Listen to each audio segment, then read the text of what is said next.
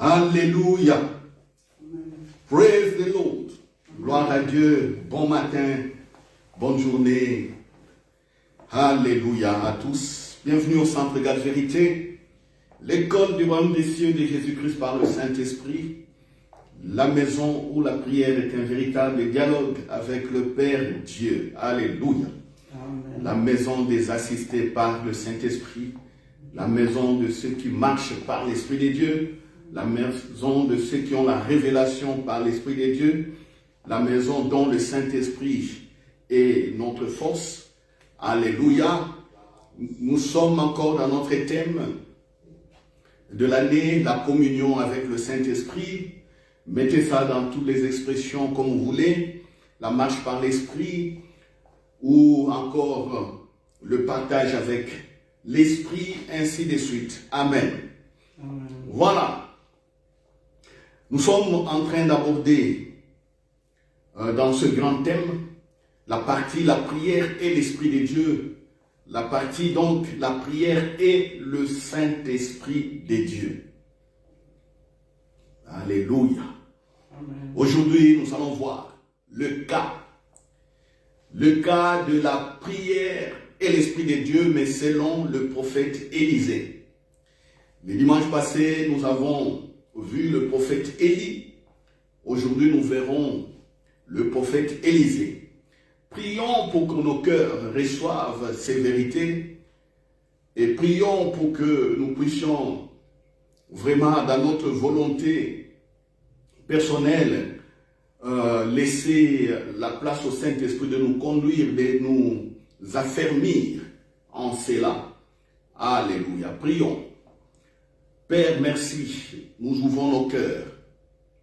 Que le Saint-Esprit nous conduise dans toute la vérité et que nous ayons la force de pouvoir pratiquer, vivre ce que tu vas nous dire aujourd'hui. Oui, Saint-Esprit, nous sommes là. Toi, le maître de la communion. Toi, le Père. Alléluia. Notre Père, nous ne sommes pas orphelins comme Jésus l'a dit. Toi qui es notre consolateur, la Los Parakletos, nos yeux sont tournés à toi. Nos yeux sont tournés à toi, très cher Saint-Esprit. Alléluia, alléluia, alléluia. Que ceux qui vont écouter ces paroles puissent être bénis, puissent marcher avec ta puissance, puissent marcher réellement en relation parfaite et harmonieuse avec toi.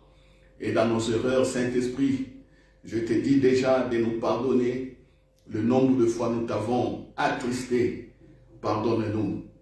Mais nous sommes là comme des enfants, vraiment des vrais enfants qui désirent, qui ont soif de vivre le royaume des cieux, le règne par Jésus-Christ ici, le règne par ton accompagnement. Oh, alléluia. Oh Saint-Esprit, nous crions, le monde crie, le monde cherche, le monde crie au secours. Pourtant tu es là. Nos corps sont ton temple. Oh Saint-Esprit, aide-nous, aide-nous, aide-nous. Nous nous laissons à toi. Amen. Amen. Alléluia. Amen, amen. La prière et l'Esprit de Dieu. La prière et le Saint-Esprit selon le prophète Élisée. Voilà, sans tarder, je vous invite à prendre nos Bibles. À commencer donc à lire dans le deuxième livre de Rois, 2 Rois, chapitre 2, verset 9, à partir du verset 9. Voilà, beaucoup d'entre nous connaissent, les chrétiens connaissent l'histoire du prophète Élie et du prophète Élisée, comment il a eu sa double part d'onction.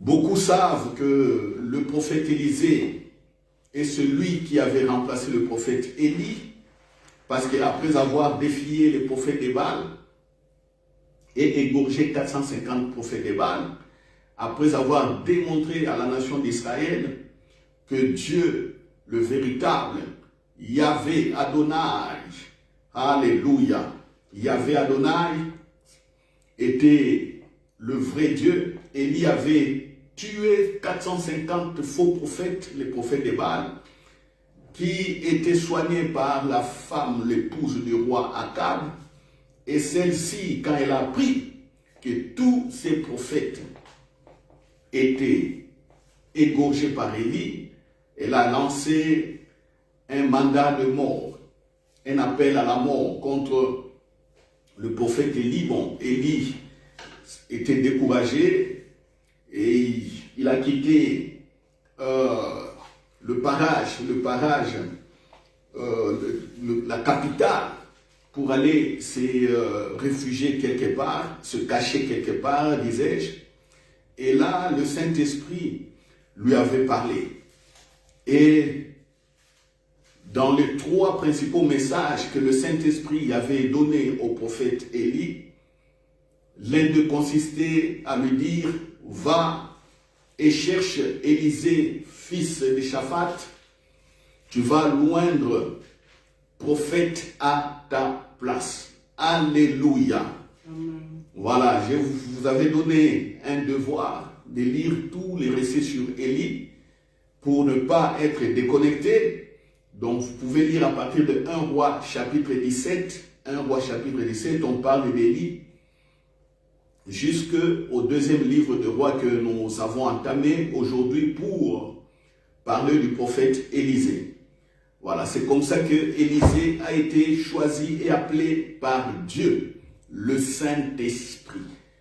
Je le répète bien, Dieu est esprit, et quand nous écoutons la voix de Dieu, c'est le Saint-Esprit qui nous parle. Dans l'Ancien Testament, personne ne connaissait le Saint-Esprit. On parlait simplement de Yahvé Adonai. Mais dans le Nouveau Testament, Jésus nous a parlé de ce Yahvé Adonai.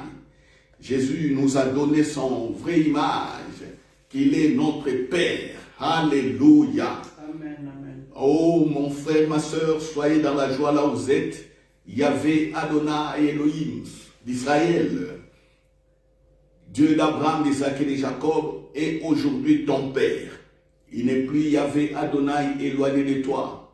Il est Yahvé Adonai avec toi. Et son esprit témoigne que tu es son fils. Alléluia. Amen. Alors,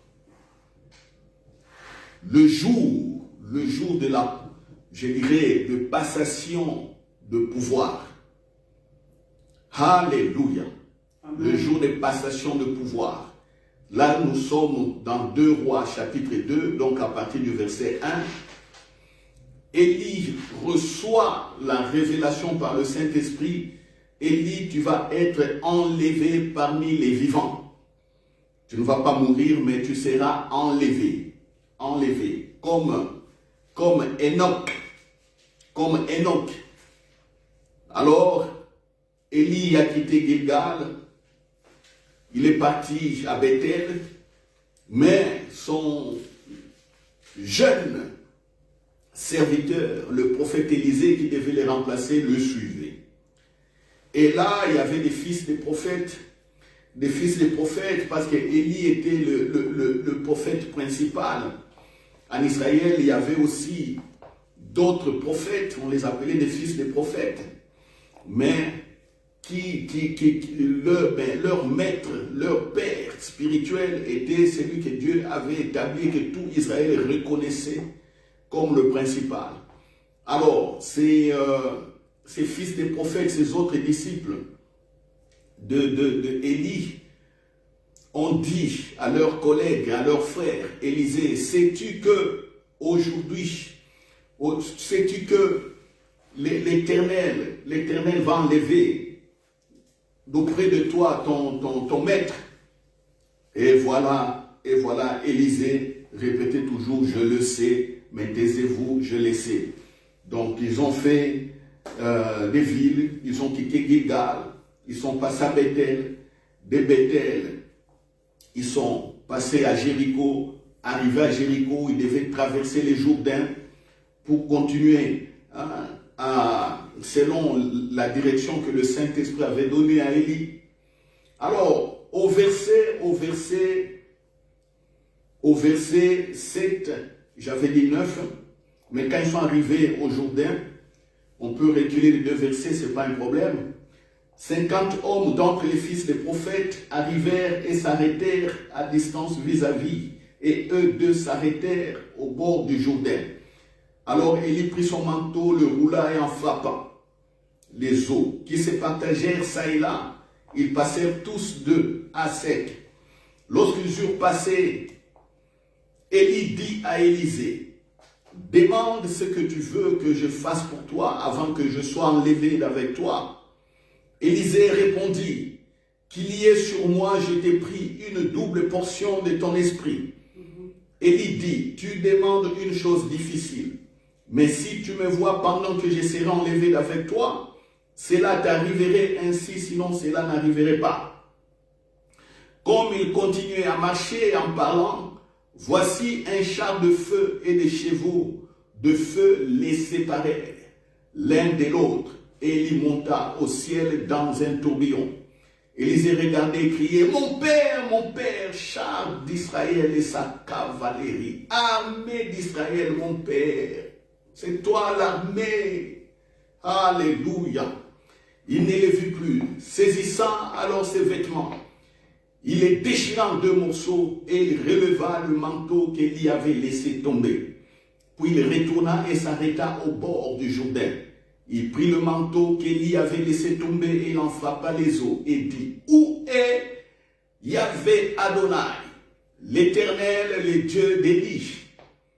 Lui aussi il frappa les eaux qui se partagèrent çà et là, et Élisée passa. Les fils des prophètes qui étaient à Jéricho vis-à-vis l'ayant vu, dirent, l'esprit d'Élie repose sur Élisée. Et ils allèrent à sa rencontre et se prosternèrent contre terre devant lui. Ils lui dirent, voici, il y a parmi tes serviteurs 50 hommes vaillants. Veux-tu qu'ils aillent chercher ton maître? Peut-être que l'esprit de l'Éternel l'a emporté, l'a jeté sur quelques montagnes ou dans quelques vallées.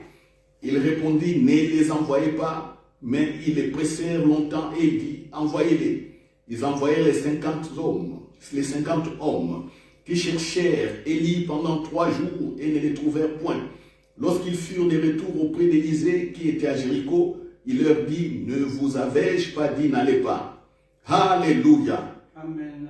Alléluia. Amen. Voilà. Oh, récit très émouvant. Voilà. On voit Élie transporté au ciel par un char de feu. Les anges apparaissent et puis transportent Élie au ciel. Élie prend son manteau, il jette sur Élisée. Alléluia. Élisée reçoit le manteau d'Élie. Il déchire son propre manteau.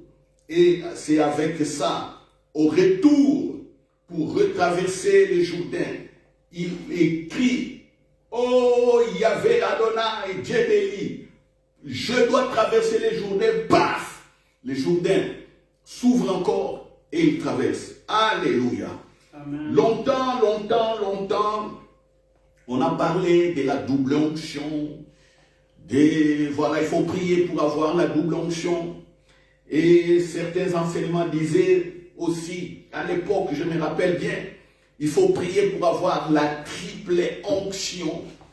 La triple onction, c'est-à-dire avoir l'onction de sacrificateur, l'onction de prophète et l'onction royale du roi. Il faut prier pour avoir ça parce que David était à la fois roi, sacrificateur et prophète.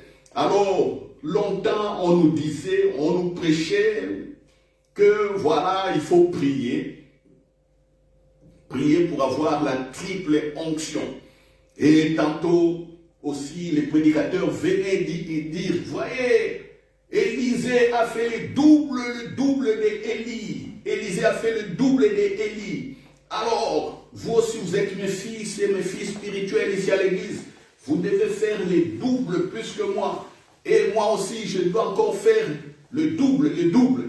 Les doubles, je ne sais pas comment, parce que bon, je ne sais pas comment les prédicateurs lui-même voulaient encore avoir les doubles. Et on nous disait de prier. En ce moment-là, toute l'église ont prié. Oh Dieu, alléluia. Donne-moi la double onction. Alléluia. Oh, je vais faire des miracles.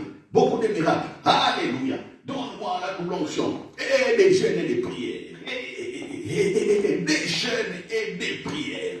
Et puis plus tard, les pasteurs viennent encore et disent, maintenant, nous allons demander la triple onction comme David. Voilà, nous aussi là, triple onction. Hey, hey, triple onction. Chers frères et sœurs, j'ai prié pour avoir la double onction, comme Élisée. J'ai prié pour avoir la triple onction, comme David. Mais à un certain moment, j'ai prié dans mon cœur, je me posais des questions. Ça ne marchait pas. Oui, l'onction est là. Oui, l'onction était au rendez-vous. J'ai prié, des malades étaient guéris, des délivrances se faisaient. Mais je voyais que quelque chose ne marchait pas, malgré tous ces tonnes de prières sur la double onction, sur la triple onction. C'est pourquoi je vous dis, vous, mon frère, ma soeur, prenez cette vidéo, donnez-le à un frère ou une soeur qui prie encore, qui cherche l'onction, qui cherche à être puissant, qui cherche l'onction. Prie, donnez ce verset. Vous allez discuter, je sais que beaucoup ferment complètement leur cœur. Parce que pour eux, ce que leur pasteur a dit, c'est ça la vérité. C'est ça la vérité. Ils ne savent pas que le pasteur pouvait aussi se tromper par l'ignorance. Et moi, je crois que j'ai été ignorant. Voilà, que Dieu me pardonne parce que j'avais prêché ça aussi. Mais il m'a déjà pardonné. Mais ceux qui demeurent dans ces doubles onctions, dans ces triples onctions, ils n'ont rien compris jusqu'aujourd'hui. De quoi s'agit-il ici? De quoi s'agit-il? Le verset 9. Élie, le père, dit à Élisée, je vais me séparer de toi. L'Éternel, Yahweh Adonai, va m'enlever d'avec toi. Demande-moi ce que tu veux. Demande-moi au verset 9 ce que tu veux que je fasse pour toi. Maintenant, avant que je sois enlevé, qu'est-ce que tu veux que je fasse pour toi? Élisée répondit, qu'il y ait sur moi. Je t'ai pris une double portion de ton esprit. Élie dit, tu demandes une chose difficile. Mais si tu me vois pendant que je serai enlevé d'avec toi, cela t'arrivera ainsi. Sinon, cela n'arrivera pas. Alléluia. Amen. La prière est l'Esprit de Dieu.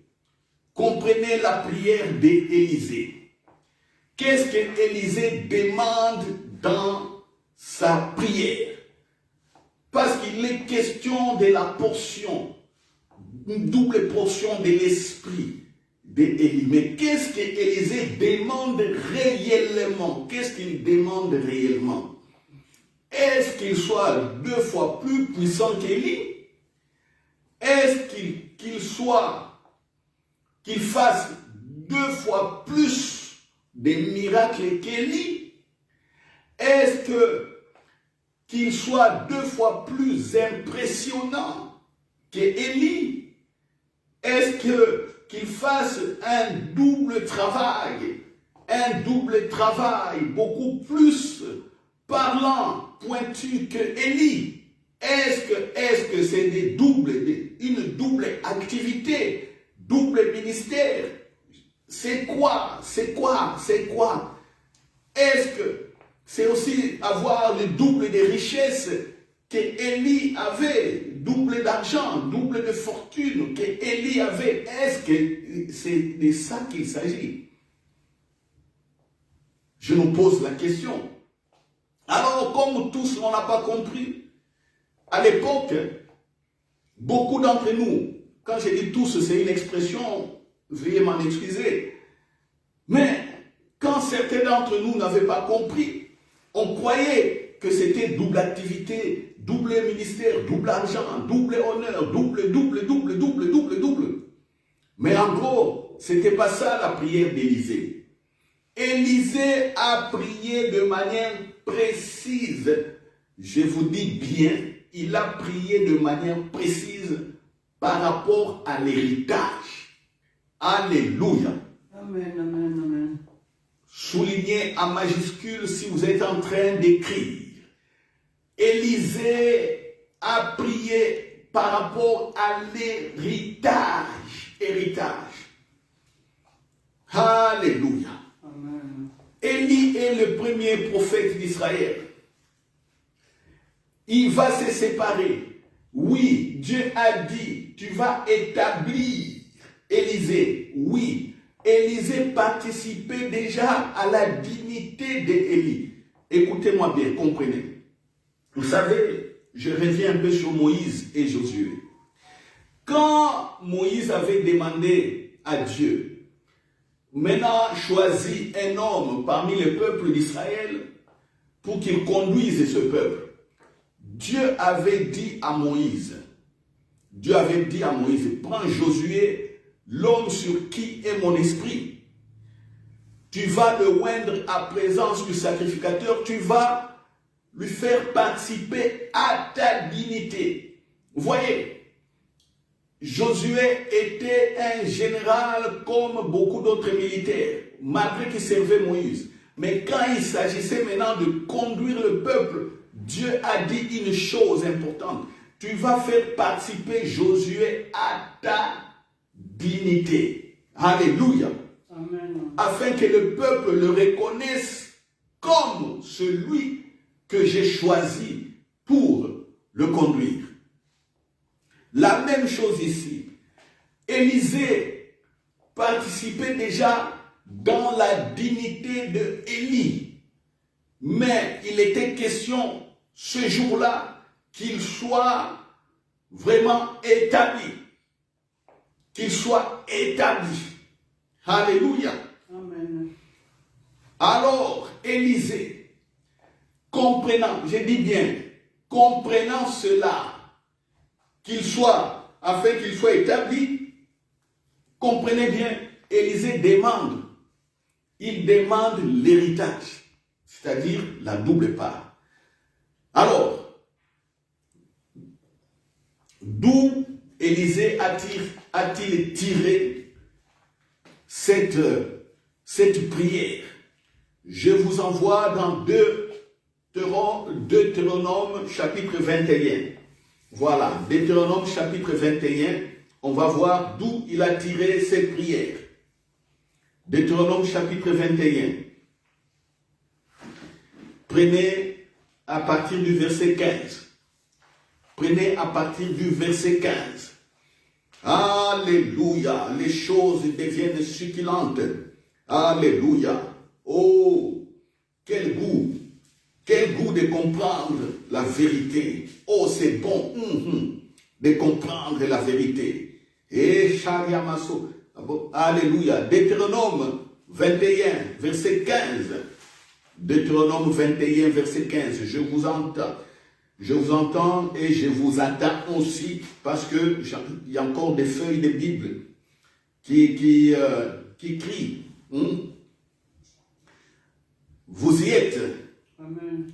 Deutéronome 21, verset 15. Écoutez ce que l'Esprit a dit à Moïse par rapport à l'héritage. Si un homme qui a deux femmes aime l'une et n'aime pas l'autre, et s'il en a des fils dont le premier-né soit de la femme qu'il n'aime pas, il ne pourra point, quand il partagera son bien entre ses fils, reconnaître comme premier-né le fils de celle qu'il aime, à la place du fils de celle qu'il n'aime pas.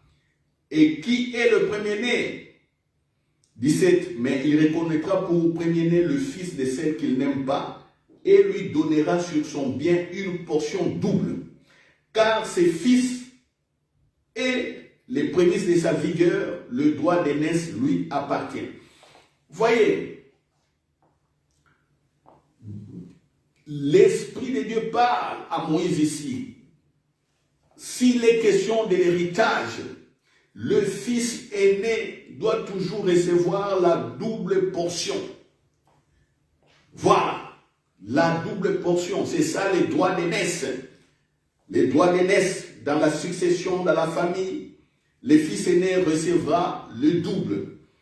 Dans l'esprit de Dieu, évidemment, ce n'était pas que le fils de Dieu, en recevant le double, qu'il puisse être plus riche que les autres. Mais non, Dieu voulait simplement que le fils aîné puisse avoir des moyens suffisants pour s'occuper aussi de la famille. C'est pourquoi on donnait l'esprit de Dieu a donné ce droit d'aînesse au fils aîné d'avoir la double part. Alléluia. C'est un droit d'aînesse, c'est un droit par lequel on peut être un bon conseiller de la famille, un bon gestionnaire de la famille, un rassembleur de la famille, le sage de la famille, ainsi de suite. Il faut avoir des moyens. N'oublions pas que c'est une vérité aujourd'hui. Quand quelqu'un n'a pas de moyens, sa voix n'est pas écoutée. On le voit dans nos familles. Le pauvre n'est pas écouté. Si le petit frère ou la petite sœur qui a beaucoup de moyens, qui a beaucoup d'argent, quand le problème arrive dans la famille, on aime toujours attendre. Attendre cette petite sœur ou ce petit frère, qu'il soit cadet ou je ne sais pas quoi, le riche de la famille puisse sortir des moyens pour faire avancer les choses. Vous voyez? Vous voyez? Donc, ce mal-là est déjà ancré dans les cœurs de l'homme. Alors, pour éviter ces problèmes, Dieu, connaissant la primauté du droit d'aînesse, voulait donner des moyens suffisants aux fils aînés pour pouvoir encadrer le reste des familles. Imaginez-vous, il y a des familles dont les parents meurent. On a des orphelins qui n'ont pas encore fini les études. Comment est-ce qu'ils vont finir les études, ces orphelins que les parents laissent? S'ils n'ont pas des frères aînés qui ont la double part, qui ont assez de moyens pour pouvoir gérer. Mais malheureusement aussi, on voit les fils aînés, ils confisquent tout, ils se permettent n'importe quoi, ils sabotent les autres, ils deviennent des dictateurs et ça fait des confusions. Alors l'État dit, bon voilà, pour la succession, voici comment il faut partager l'héritage.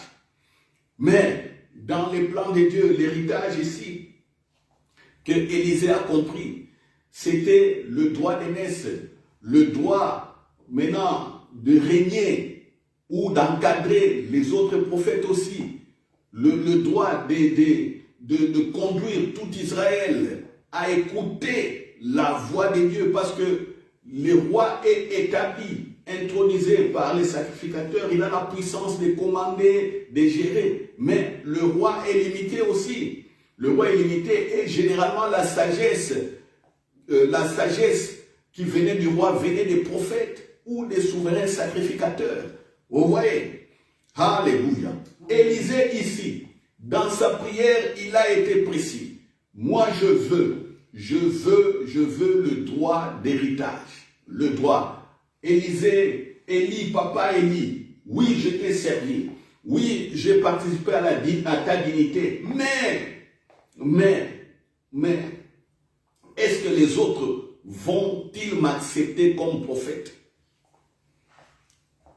Est-ce que les autres vont-ils m'accepter comme prophète? Vous savez, c'est un cas assez particulier dans la Bible. Parce que quand vous regardez la Bible, vous verrez que les prophètes sortaient comme ça. Il y avait ne sortaient pas par succession de telle manière. C'est Dieu qui appelait quelqu'un, il établit prophète. Quand il disparaît, on voit encore la voix de Dieu perdue dans Israël. Il fallait attendre encore quelques années, puis il y a encore un autre prophète qui vient, et puis sa voix disparaît. C'était généralement comme ça. Mais ici, on voit vraiment la succession qui s'établit. Alors, Élisée comprenant cela, comprenant cela, je ne passe pas la dignité, mais je dois directement rentrer dans la gestion des affaires de Yahweh Adonai. Je dois directement encadrer, les prophètes, je dois être au service du roi, au service de mon pays. Mais je dois être prêt et avoir des moyens suffisants. Il demande le droit d'aînesse. La double portion, le double héritage, comme nous venons de le lire dans Deutéronome chapitre 21. Alléluia. Amen. C'est Élisée qui prie comme ça. Maintenant la question, mon frère, ma soeur, est-ce que vous priez avec précision?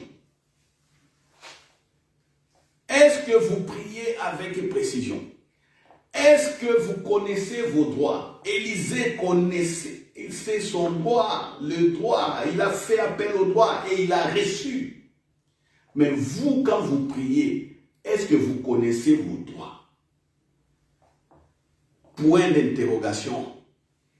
Point d'interrogation. Parce qu'aujourd'hui, quand je fais des analyses sur la manière, avec notre manière de prier, je vois que nous sommes très loin des droits que nous avons eus par la résurrection de Jésus-Christ.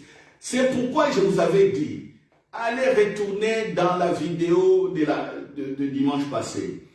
La prière est l'Esprit de Dieu selon le cas d'Élie. Vers la fin de la vidéo, je vous ai dit, si vous voulez que ce que vous déclarez arrive, premièrement, il faut connaître vos droits par rapport à la résurrection de Jésus. Qu'est-ce que vous avez reçu à la résurrection de Jésus? Qu'est-ce que nous avons reçu? Il faut commencer par là. Beaucoup ne comprennent pas la résurrection. Beaucoup ne comprennent pas la foi. C'est un méli-mélo. Alors quand ils prient, rien n'arrive. Quand ils ordonnent, rien ne se fait non plus. Parce qu'ils ne comprennent pas dans quel régime juridique ils sont. Dans quelle constitution. Aujourd'hui, notre constitution qui nous gère, c'est la constitution de la résurrection de Jésus. Tout pays a une constitution. Tout pays a des lois. Pour les chrétiens, ce sont des lois de résurrection de Jésus. Dites Amen. Amen. Dans vos maisons, je vais attendre vos Amen. Alléluia. Dans les extrémités de la terre, je dois entendre aussi vos Amen. Jean chapitre 1, verset 12 à 14, nous dit tous ceux qui ont cru à la parole, qui l'ont reçue, la parole leur donne le droit d'être fils de Dieu. Nous sommes des fils de Dieu. Avez-vous compris cela? Avez-vous compris que vous êtes fils et filles de Dieu? Avez-vous compris? Jésus, je l'ai dit toujours, à la résurrection. Jean 20, verset 22. J'ai dit, vous devez bien connaître ce verset et bien méditer, nager dans ce verset. Jean 20, 22, Jésus à la résurrection 20 apparaît aux disciples. Il dit, recevez. Il souffle et dit, recevez le Saint-Esprit. Mon Père est votre Père maintenant. Mon Dieu est votre Dieu. Ce n'est pas à demander. Ce n'est pas à demander comme je l'entends dans beaucoup de cantiques mal composés. Oh Dieu, je veux que tu sois mon Dieu.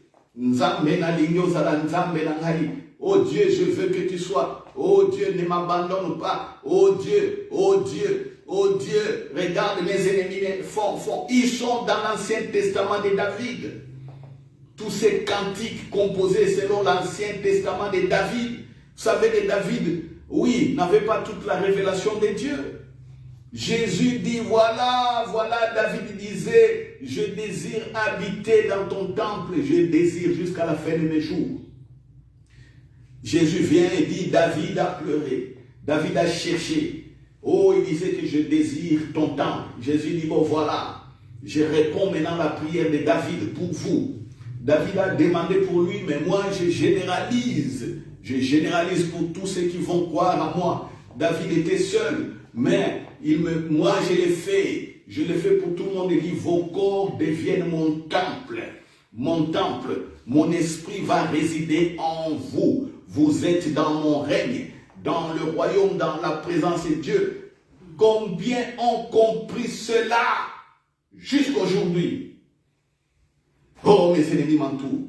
Oh, mes ennemis m'entourent. Oh, je chasse la pauvreté. Oh, la pauvreté, ceci. Oh, les liens, je les délie. Oh, les liens, je quitte les prisons. Les prisons, oh, les prisons des ténèbres. Les prisons trahison de ceci, oh, des liens, oh, Voyez, chrétien 10 ans, 15 ans, tu es dans les liens, toujours, combat spirituel, je chasse les démons. Avant de dormir, toi, à la maison, tu tournes. Au nom de Jésus, je chasse les démons. Au nom de Jésus, je chasse, je lis. Les démons que tu ne vois pas, tu es là. Au lieu de rester, au lieu de prendre tout ce temps pour écouter le Saint-Esprit, qu'est-ce que tu veux? Non, non, tu es là, agité, et puis quelqu'un viendra dire, vous savez, dans votre parcelle ici, l'arbre ici, l'arbre, c'est le bureau des sorciers. Coupez l'arbre. Et puis, tu vois, les chrétiens, ils coupent l'arbre. Pac. Oh non, on casse les bureaux des sorciers. Aïe. Et si les sorciers se réunissaient sur le robinet de votre cuisine? Vous allez donc casser les robinets. Et si les sorciers se réunissaient sous les carreaux de votre chambre? Vous allez les casser. Casser encore. Ce sont des esprits. L'esprit ne peut pas être bloqué par le matériel. Vous voyez? Les gens sont toujours dans ça. Répands-toi d'abord. Tu te répands, tu te répands. Tu invoques le Saint-Esprit. Le Saint-Esprit, viens. Remplis-moi. Maintenant, c'est le sang de Jésus. Le sang de Jésus. Maintenant, c'est le combat spirituel. Combat. Même si on parle, je vois ça sur les vidéos, les gens continuent à les faire. Et ces églises sont bien bondées. Mais pourtant, ici, il est question de droit. Est-ce que vous savez prier avec précision, avec le Saint-Esprit? Parlez au Saint-Esprit avec précision. Est-ce que vous savez faire cela? Regardez Élisée. Élisée a eu un ministère vraiment extraordinaire. Peut-être vous n'avez jamais fait attention, peut-être vous c'est simplement les miracles qui vous impressionnent. Mais non, la particularité du ministère d'Élisée, quand Élisée parlait, déclarait, ça s'accomplissait. Toujours, je vous dis. Ça c'est des 1. Des 2, il y a des moments où Élisée n'avait pas reçu la révélation de Dieu pour une affaire donnée. Mais Élisée étant rempli d'un cœur d'amour pour aider les gens, Élisée parle, les choses arrivent. Même sur le plan financier, Élisée parle, la chose arrive. Ça c'est 2. 2, 3. La particularité du ministère d'Élisée. Élisée a fait 60 ans de ministère. 60 ans, s'il vous plaît. 60 ans de ministère en étant toujours équilibré dans la présence du Saint-Esprit. Alléluia. 60 ans de ministère. Élisée. 11 ans de formation par le prophète Élie. 11 ans formé par le prophète Élie. Il voyait comment le prophète Élie priait. Je vous rappelle que Josué voyait comment Moïse priait, comment Moïse parlait avec Dieu. Josué faisait la même chose. Élisée a vu comment Élie priait, comment il restait dans la présence de Dieu, sans parler pour recevoir, écouter. Élisée faisait la même chose. Et la particularité du ministère d'Élisée, tout ce qu'il fait arrive, tout ce qu'il dit arrive, qu'il ait la révélation ou sans révélation. Je vais vous les démontrer maintenant. Comme ça, vous allez vous-même voir pourquoi quand vous priez, ça ne marche pas. Pourquoi quand vous déclarez, ça ne marche pas. Vous voulez attendre que Dieu donne des visions pour agir selon les visions. Non! Les deux, j'ai dit, c'est possible, les deux. Vous pouvez avoir des révélations et ça va marcher. Et deuxièmement, vous pouvez agir par la foi, ça va marcher à condition que vous soyez rempli d'amour agapé. Alléluia. Que vous compreniez la résurrection de Jésus, c'est que vous êtes. Qui êtes-vous? Je répète là, Comprenez qui êtes-vous? Qui êtes-vous pour que cela arrive? Sinon, il n'y aura rien. Regardez le cas d'Élisée. Regardez. 2 Rois, chapitre 2, verset 19. Là, je vais aller vite pour vous démontrer, je ne vais pas tout lire. Les gens de Jéricho appellent Élisée. Ils disent, oh non, le séjour du pays est bon, mais l'eau ici est amère. Et l'eau n'est pas bonne. Qu'est-ce qu'Élisée dit? Élisée, on lui pose un problème spontané. Élisée dit, amenez-moi un plat et du sel, un plat neuf. Il met du sel dans le plat, il jette. L'eau, les eaux ont été purifiées. Direct. Alléluia. Alléluia. Alléluia. Il arrive quelque part. Les enfants à Bethel se moquent de lui. Chauve. Ah, comme moi. Chauve comme moi. Je suis comme Élisée maintenant. Il y a certaines personnes, quand je les rencontre, quand ils me regardent, ils disent parce qu'ils commencent à rigoler. Ah, tu es devenu chauve. Ah, tu es devenu chauve. Et moi, je regarde, c'est vous qui êtes chauve. Je leur réponds comme ça. C'est vous qui êtes chauve. Ce n'est pas moi. Moi, j'ai mes cheveux. Alléluia. Alléluia. Élisée parle, maudit ses enfants, un autre sort, il les tue. Vous voyez, il parle, ça arrive. Ça arrive. Un autre exemple. 2 Rois chapitre 2, verset, chapitre 2 Rois chapitre 4. Un autre exemple, 2 Rois chapitre 4. Voilà. Une femme qui est dans la misère. Femme de prophète. Marie était prophète. Alléluia. Et le mari a laissé des dettes. Oh, le créancier est venu saisir les enfants pour les amener esclaves. Et la dame a vu Élisée. Ah, papa Élisée, on veut plutôt emporter mes enfants comme des esclaves. Oh, ton mari, mon mari, ton serviteur a laissé des dettes. Il servait Dieu, il craignait Dieu, mais il a laissé des dettes. Il servait Dieu, il craignait Dieu, mais il a laissé des dettes. Élisée regarde. Il dit, allez, va prendre des pots. Va prendre des pots vides. Qu'est-ce que tu as dans la maison? Oh, une bouteille d'huile. Cherche des pots chez tes voisins et tu vas prendre la bouteille d'huile là et remplir les pots. Et toute l'huile que tu auras produit par cela, tu vas aller les vendre.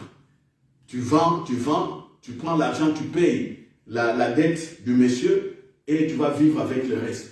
Même sur le plan de richesse, de pauvreté, Élisée il prophétise, il déclare. Il dit, mais comment cette femme peut vivre? Cette femme, elle est seule, elle est veuve. Elle ne sait pas faire des champs parce qu'elle n'est pas assez forte. Bon, je lui donne une activité commerciale. Activité commerciale, maman, tu deviens commerçante à partir d'aujourd'hui. Je t'introduis dans les commerces. Voici, tu feras ça. Et le commerce va marcher. Vous voyez? Direct, c'est du spontané. C'est du tic au tac. Alléluia. Autre chose. Prenez 2 Rois chapitre 5. Naaman, le Syrien, le général syrien. Lépreux. Il avait dans sa maison une fille qui était domestique, une fille d'Israël. Et la fille a dit à sa maîtresse, il dit, va dire au général, à mon maître Naaman, s'il va en Israël, il y a un prophète là-bas. Ce prophète peut les guérir de sa lèpre. Naaman le Syrien est parti en Israël. Écoutez, Élisée n'a même pas fait cas de Naaman. Il dit simplement à son serviteur, il dit, va dire à Naaman de se jeter 7 fois dans le Jourdain, oui, de se laver 7 fois là-bas, il sera guéri. Naaman n'a pas compris. Il était fâché. Mais ces soldats ont dit, mais général, mais ça ne te coûte rien d'aller te jeter 7 fois dans le Jourdain. Mais si le prophète avait demandé quelque chose de plus dur, tu aurais fait ça. Écoutez, Naaman, moi j'avais cru qu'il allait venir devant moi, invoquer.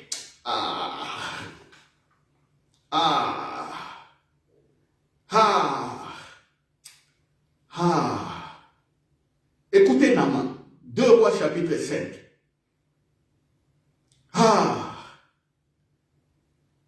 Verset 9. Naaman vint avec ses chevaux et son char, et il s'arrêta à la porte de la maison d'Élisée.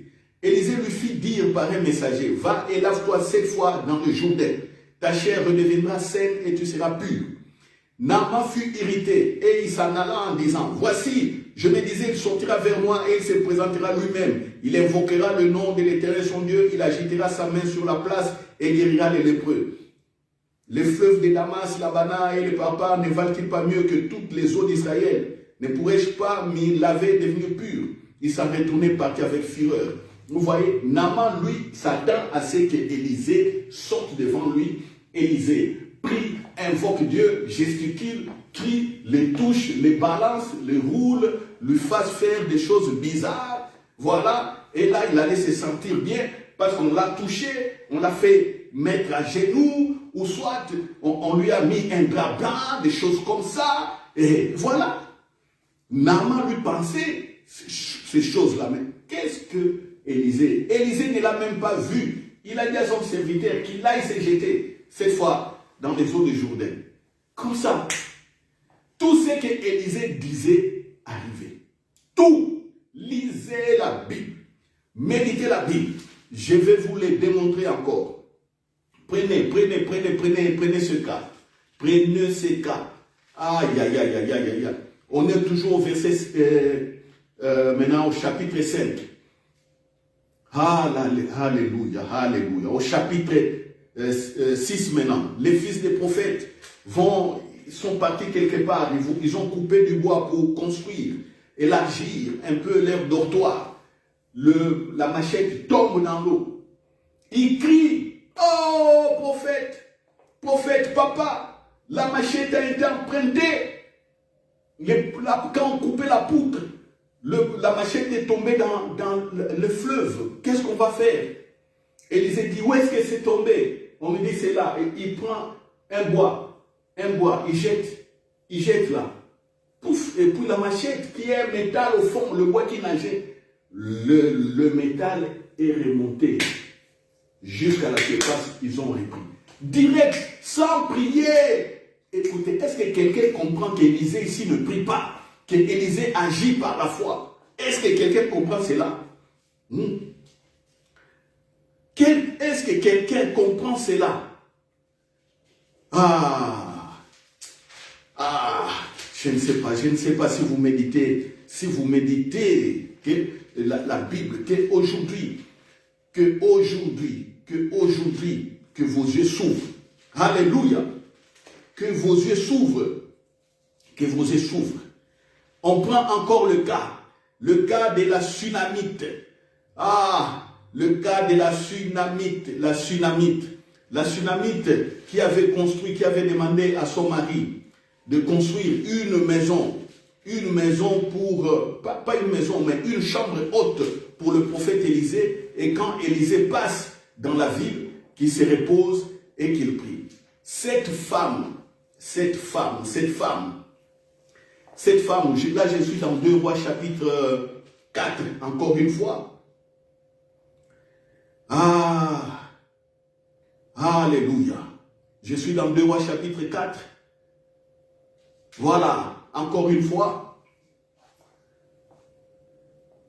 Élisée, qui passait quand il était donc dans la ville, il partait manger chez la Sunamite. Et il dormait là-bas, on lui a fait une chambre haute, il s'est reposé, et voilà. Et puis Élisée regarde que la femme n'a pas d'enfant. Il dit à son serviteur Géasi, dit, je vois que dans cette maison, la famille ici n'a pas d'enfant. Appelez un peu la femme. Voilà. Et pose la question à la femme. Femme, Sunamite. Là, je suis au verset 14. Et il dit, c'est Élisée qui dit, que faire pour elle? Que faire pour cette Sunamite qui nous a fait du bien? Géasi répondit, mais elle n'a point de fils et son mari est vieux. Et il dit, appelle-la Géasi. Géasi l'appela et elle se présenta à la porte. Élisée lui dit, à cette même époque, l'année prochaine, tu embrasseras un fils. Et elle dit, non mon Seigneur, homme de Dieu, ne trompe pas ta servante. Il ne prie pas. pas. Il dit, je veux faire du bien à la femme. Il dit, femme, viens. Bon,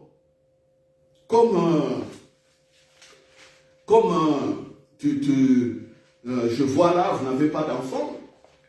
L'année prochaine, à cette même époque, à cause de tous les biens que tu m'as fait, tu auras un fils. Et il arriva que le fils est mort. Écoutez bien cette partie. Quand ce fils-là est mort, la femme, vous lisez l'histoire, est partie voir Élisée. Écoutez maintenant, écoutez le verset 28.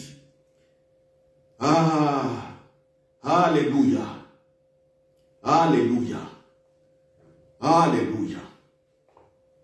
Non, on prend le verset 24, parce que le verset 28, c'est la réponse. Prenons le verset 24 jusqu'à 28. Vous allez écouter ce qu'Élisée a dit. La femme a scellé son ânesse et dit à son serviteur, ne m'arrête pas en route sans que je te le dise. 25. Elle partit donc et se rendit vers l'homme de Dieu sur la montagne de Carmel. L'homme de Dieu l'ayant aperçu de loin dit à Géasi, son serviteur, voici cette Sunamite. Maintenant cours donc à sa rencontre et dis-lui, te portes-tu bien? Ton mari et ton enfant se portent-ils bien? Elle répondit bien. Et dès qu'elle fut arrivée auprès de l'homme de Dieu sur la montagne, elle embrassa ses pieds. Géasi s'approcha pour la repousser. Mais l'homme de Dieu dit, laissez-la, car son âme est dans l'amertume. Et l'Éternel me l'a caché et ne me l'a point fait connaître. Soulignez bien cette partie ici. Élisée dit, je vois que cette femme est dans l'amertume et l'Éternel ne m'a pas fait connaître pourquoi cette femme est triste. Je constate qu'elle est venue avec précipitation. Je lui ai posé des questions sur sa famille, c'est bon. Mais je vois que elle n'est pas à l'aise. Vous savez, quand quelqu'un n'est pas à l'aise, surtout quand nous recevons des personnes et qui nous parlent, il y a certains qui sont vraiment dans des cris d'alarme, qui crient au secours. Vous regardez la personne, vous voyez, même si la personne se calme, mais vous savez lire la dépression sur son visage ou sur sa manière de parler. C'est ce qu'Élisée a compris. Et la femme se prosterne devant Élisée pour parler. Géasi vient pour retirer. Ne touche pas l'homme de Dieu. L'homme de Dieu a dit non, laisse. Je vois que son âme est dans l'amertume. J'ai constaté que quelque chose ne va pas. Et Dieu ne m'a pas fait connaître. Dieu ne m'a pas montré pourquoi ça ne va pas dans cette femme. Alors, maman parle.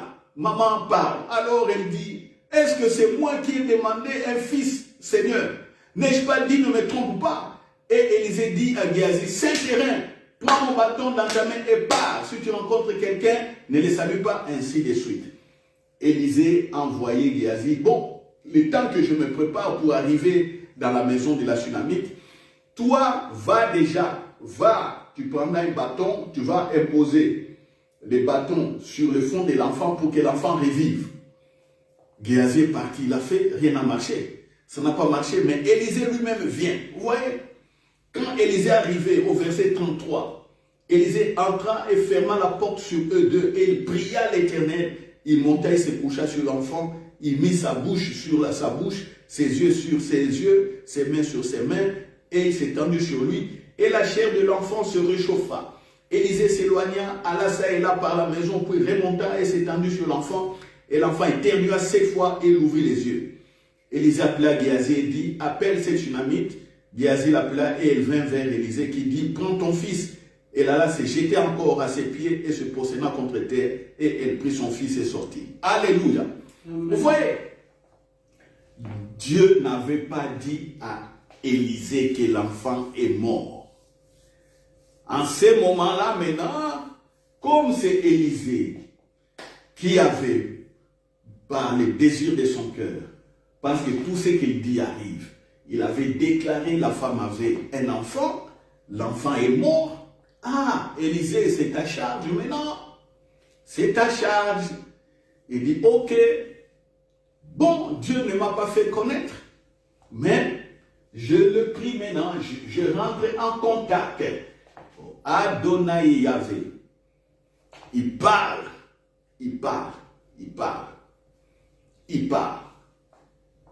Il se met en confiance. Et puis il se couche sur l'enfant. Et voilà, il transmet la vie. Alléluia.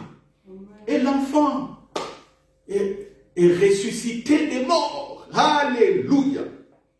C'est pourquoi je vous dis, ça c'est l'excellence du ministère d'Élisée. Que Dieu lui parle ou que Dieu ne lui parle pas, ce qu'il dit arrive. Pourquoi ce que Élisée dit arrive? Pourquoi? C'est à cause du droit et de la grâce de son appel.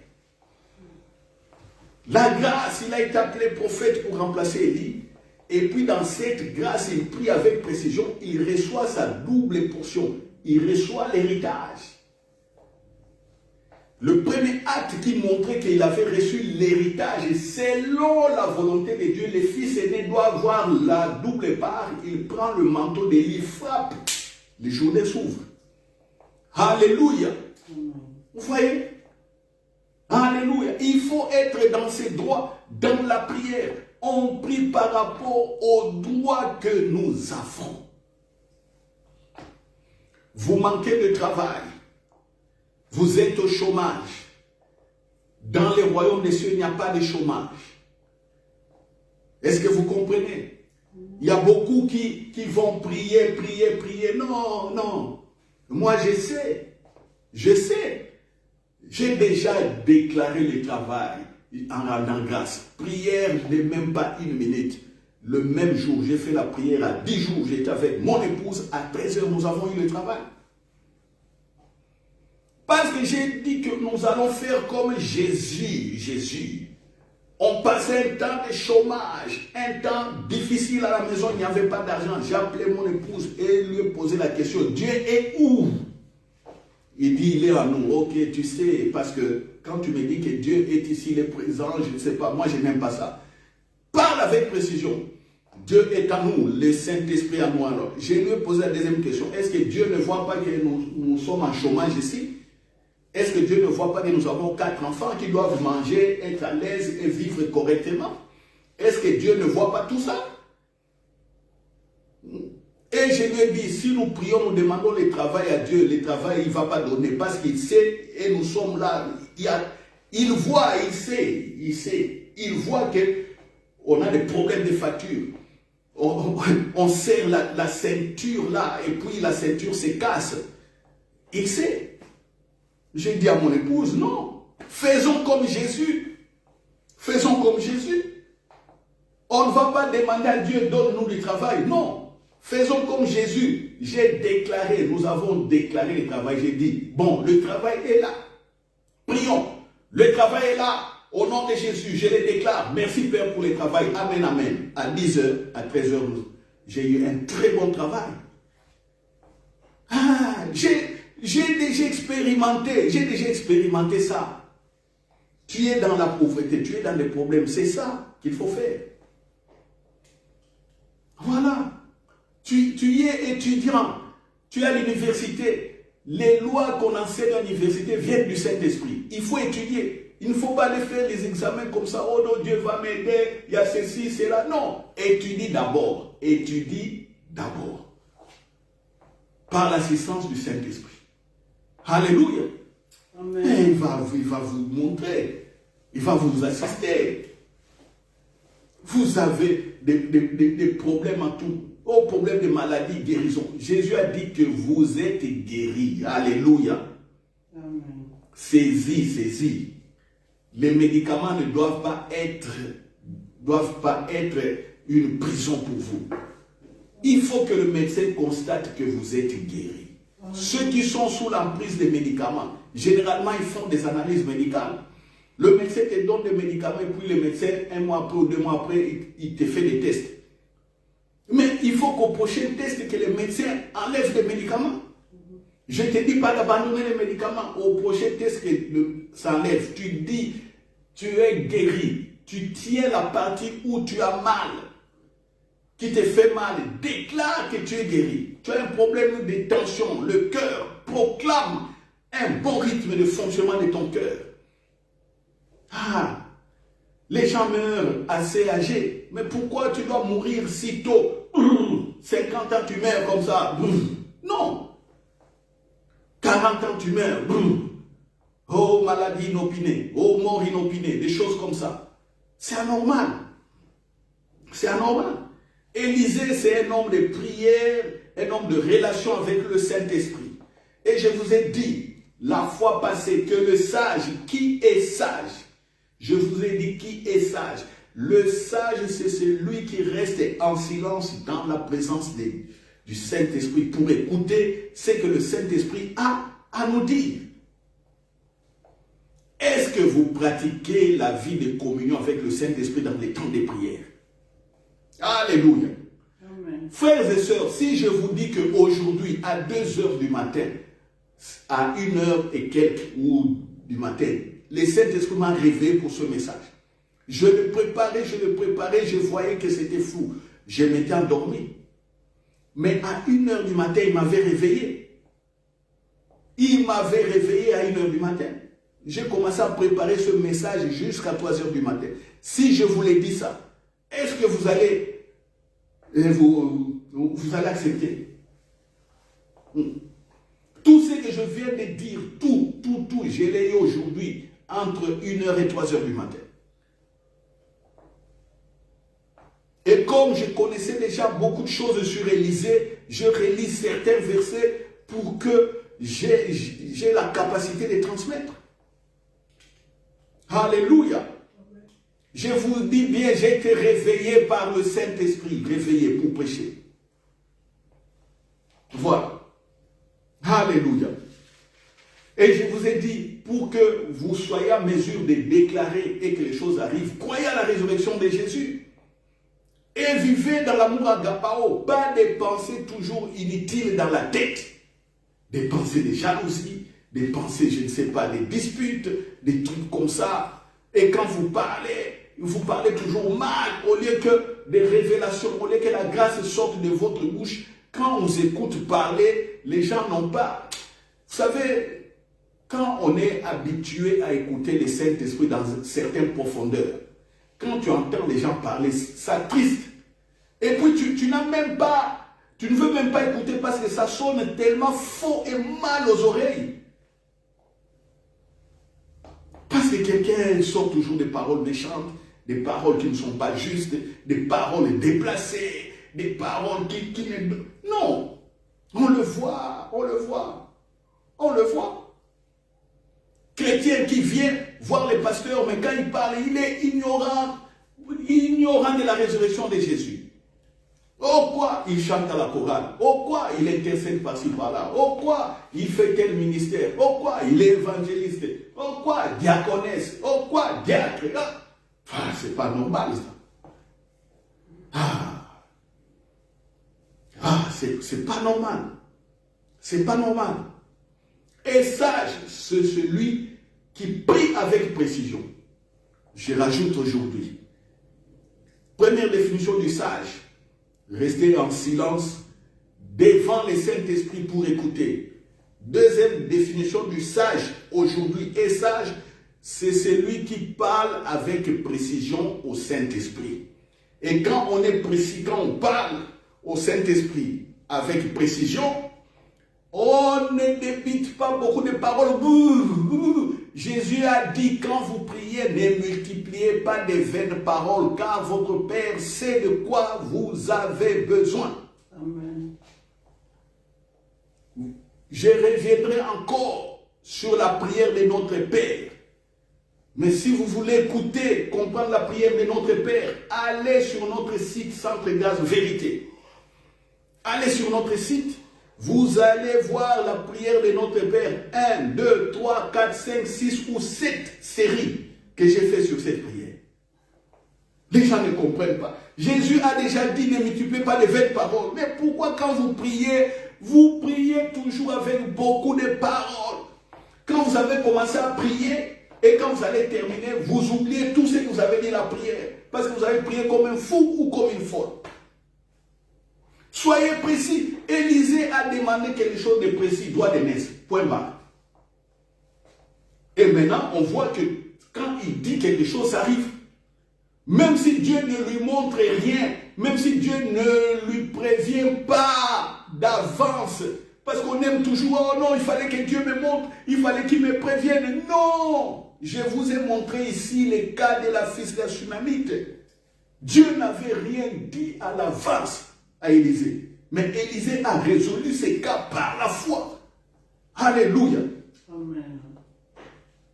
C'est ça, la prière et l'Esprit de Dieu. Frères et sœurs, cette année, c'est une année de communion avec le Saint-Esprit. Ce que j'ai dit là, quand vous m'écoutez et que vous ne pratiquez pas, vous ne prenez pas le temps de rester simplement seul pour parler avec le Saint-Esprit, vous allez me demander l'année prochaine, pasteur, quel est le thème de l'année? Quel est le thème de l'année 2023? Nous sommes en 2022. Le thème, c'est déjà la marche avec le Saint-Esprit ou la communion avec le Saint-Esprit ou être guidé par le Saint-Esprit. Vous allez me demander maintenant 2023. Cette année, c'est quel thème? Ah, voilà. À bon entendeur, salut. Que celui qui a des oreilles pour entendre ce que l'Esprit dit à l'Église. Alléluia. Amen. Alléluia. Amen. Amen. Qu'est-ce que nous allons retenir aujourd'hui? Aujourd'hui, nous allons retenir la prière selon Élisée. Élisée prie, c'est un homme qui sait prier avec précision. Il prie dans ses droits. Il demande à Élie, au prophète Élie, le droit d'aînesse, la double portion de l'esprit. Comme conséquence, comme il a été appelé dans la grâce, et comme il a prié aussi avec précision, Dieu ne faisait que ce qu'il déclarait. Quand il sortait une parole de la bouche, ça arrivait. Même si Dieu ne lui parlait pas, quand il agit par la foi, on voit des résultats. C'est pour dire que nous sommes dans le royaume des cieux. Vous comme moi. Jésus nous a mis dans la présence de Dieu. Il va arriver que Dieu nous prévienne d'avance par le Saint-Esprit. Et il va arriver aussi que le Saint-Esprit ne dise rien. Mais soyons disposés. Ayons des bonnes dispositions de cœur. Pour que quand nous parlons, cela arrive. Et pour que quand nous prions, maintenant que nous ayons aussi des réponses. Alléluia. Amen. Qu'est-ce que j'ai dit encore? Être sage. Je rappelle, être sage, c'est rester dans la présence du Saint-Esprit, sans parler pour écouter. Aujourd'hui, j'ai rajouté une deuxième définition d'être sage. Celui qui est sage, c'est celui qui prie avec précision. C'est celui qui connaît l'œuvre de résurrection de Jésus et qui prie avec précision. Donc, quand vous connaissez l'œuvre de Jésus, après avoir examiné votre vie, je ne sais pas dans quelle situation vous êtes. Peut-être vous êtes en train de vivre une menace de divorce. Vous êtes dans une menace de divorce ou vous êtes divorcé.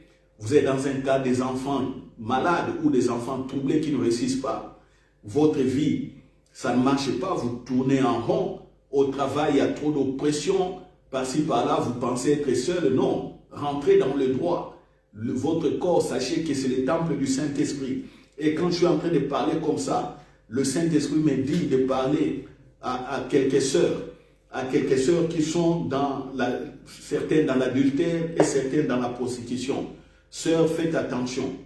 Ne gagnez pas votre vie en vous prostituant. Ne gagnez pas votre vie en couchant avec des hommes. Faites attention. Alors, n'essayez pas non plus de gagner des mariages ou de gagner les cœurs des hommes en trichant, en